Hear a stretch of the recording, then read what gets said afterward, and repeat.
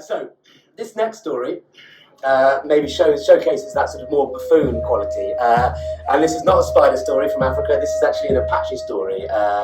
And instead of spider, we've got coyote here, another animal, another tricksy animal. Yeah, Coyote from Wile E. Coyote and Roadrunner fame. Same guy. Right. Long ago, long ago, there was famine in the land. But for Coyote, things were okay, right? He had a little ranch with a few acres. He had a little creek at the end of it. Him and his family, because he had a family then, he had a wife and two twin boys and a cute little girl with big like cartoon eyes, lovely. And they grew like yams and peas and maize and like all the good stuff, right? So things were going to be fine for them. Nice fertile soil they had. Thing is, right, Coyote, he didn't like to share, and just the sheer thought of famine made him hungry. The other thing was, he was lazy. He didn't want to do any work. He didn't want to do any work. He just wanted to eat. So one day, he cooked up a plan, right? It was this. He was going to pretend to be ill, okay? So then his family would do the work. He would lie in bed, smoke, eat the food. So one morning he woke up and just complained of this fever. It's really high temperature, and he just felt a bit sore. And then his wife comes in and is like, "What's the matter?" And he's like, I just feel a bit dizzy. And she said, "Do you have a new and continuous cough?" and Coyote said, "Yes." "Yes, I do." And Mrs. Coyote, she was like, "Whoa, you stay in there, you are self-isolating for the necessary period of time." So he did, and it worked. The trick worked. He would stay, he just stayed on the porch in his hammock. He would smoke rollies, he would drink whiskey, he would listen to music. Then his wife would cook him food and bring it to him. This worked well. But soon, the period of self-isolation would be over, and this put Coyote in a bit of a dilemma, right? Because he had to figure out what to do now. Was he gonna, he either had to get better, in which case he would have to work again, or he would have to get worse. Yeah, so I think the latter option. So he was then complaining about these shooting pains up his sides. I've lost my sense of smell, he says. I've completely, I can't smell or taste anything. And then he was getting short of breath, so this went on for a while, and he had to continue this ruse. And then it got so bad that the only thing he could do was pretend to die. That's the only place he could go. And then he thought, well, hang on a minute, no, it wouldn't be too bad. So he did this, right? He made his wife call for the doctor, the shaman or whatever, and the shaman came and came into his room, and he made his wife and children wait outside so he could receive the news. And then the doctor went away, and his wife and children came inside, and Coyote had a very somber face. I can't believe he did this. And he said, "Wife, I'm going to die." And his children started to cry, and they said, "Daddy, you're not going to die?" And he said, "Yes, darling, your daddy is going to die. I'm so sorry." And it was very sad, and there was much weeping and wailing and gnashing of teeth. And Coyote said this. The doctor, he had very specific advice for me in the afterlife. You have to do these things, and it is very important. You must bury me. This is not me saying this. The doctor said this. The doctor said this has nothing to do with me. The doctor said you have to bury me at the end of the farm. At the end of the farm, next to like the yams and the maize and all the peas and the beans, you have to bury me there in like a very shallow coffin, and also in the coffin it has to be like lined with kind of cushions and things. So it's quite nice. And and the other thing is you have to put all my cooking utensils in the coffin. The doctor said it's weird, I know. It's so I can look after myself in the afterlife. And can you also put in there my tobacco and some whiskey and some hot sauce and maybe some like jerk chicken and some seasoning and and all my blues and reggae records, put them in there, and the gramophone, and that should be it, and a knife and a cheese grater, and then that's fine, and then bury me, and I love you all, and I promise I will not be far away. And then with great acting skills. He went,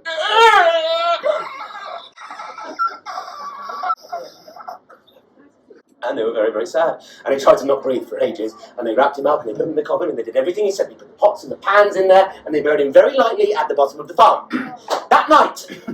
That night, Coyote came out of his coffin, and he started picking yams and maize and peas and beans, and he cooked them up, spiced them nicely. He ate a nice big meal. He drank some whiskey, he smoked some roll-ups, he knocked over a stool.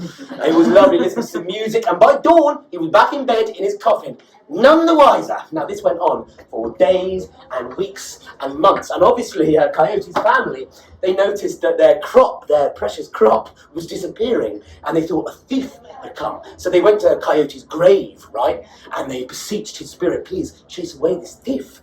Nothing happened. It started disappearing all the same.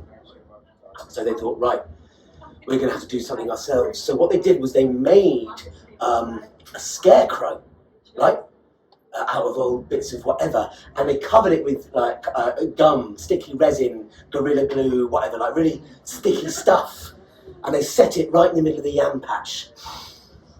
So this would catch the thief. So then that night, Coyote, he comes out of his coffin, sniffing about, looking for his maize, looking for his yams, looking for his peas, but he sees a figure standing on the farm watching, and he says, "Oi! It's my farm! Who are you?" This figure said nothing. "Speak when I talk to you," said Coyote. But the figure said nothing, just stood still, held his ground. And then Coyote began to get a little bit afraid. Who was this strange creature? So he thought he'd up the ante, turn up the volume a little bit. "Oi! I'm talking to you. If you don't get away from my farm, I will punch you right in the face." But the figure didn't do anything. So Coyote just looked at his fist, and he got himself into a bit of a corner now. So he ran up and said, "Ah, I can punch that man right in the face." And the figure grabbed his hand, fast, and Coyote had nowhere to go. So he said, "Let go of my hand. Let go of my hand, or I will slap you with my other hand, and my slap is even harder than my punch. I will slap you. Right? You've left me no choice," said Coyote, and he slapped him right in the face, but his other hand was stuck as well, and he had nothing left to do. "Right, mate, I'm going to kick you. Let go of my arm, or I'm going to kick you. Oh, I can kick. Oh, I can kick. Right, you want me to kick you? Right, I will then." He kicked, and the hand was stuck. "I'll kick you again. I'll kick with my other foot," and my left foot is a real kicky foot. So he kicked it, but then all his limbs were stuck. He said, "Right, I'm gonna whip you. I'm gonna whip you with my tail. Yeah, see how he like that?" And he whipped. Oh, damn it. Then, right, the Coyote's final weapon. "I'm gonna bite you with my coyote bite." Then he was stuck. And then he thought, one thing left. I'm just gonna squeeze you. I'm gonna squeeze you to death like Python. And that's where Mrs. Coyote found her husband in the morning, all stuck up like an idiot on a gum man.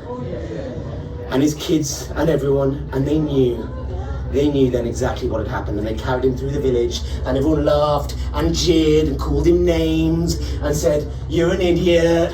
And then finally they unstuck him from the gum man, and he crawled away in shame and lurked and skulked at the edge of town, which is why coyotes today always live at the edge of town in the darkness, scavenging, and why they travel from place to place, always moving on, so no one remembers their silly, tricksy deeds. That's a coyote story from the Apache, southwestern United States. Thank you.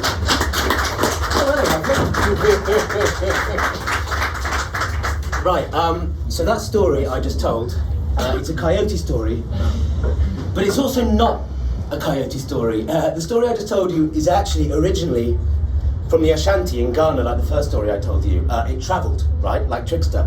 So it travelled with the slave trade to the Caribbean, to Florida, and up into the southwestern United States, where the Ashanti people met the Apache people, and the Apache, right, they nicked that story and made it about coyote. Cultural appropriation. Coyote stories. Tricksters, I'm just making the point that they're often interchangeable, right? Whatever culture, they're a similar cultural meme, reflecting something obviously quite innate and human in us.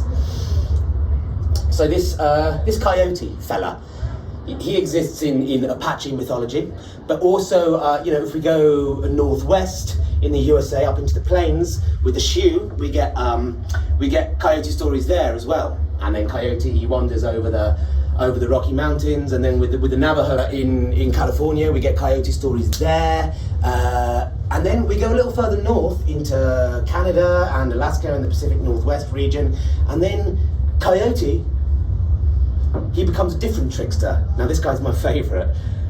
He becomes Crow. I love Crow. He's he's good. I love Crow so much I've got him tattooed on my leg, by the way.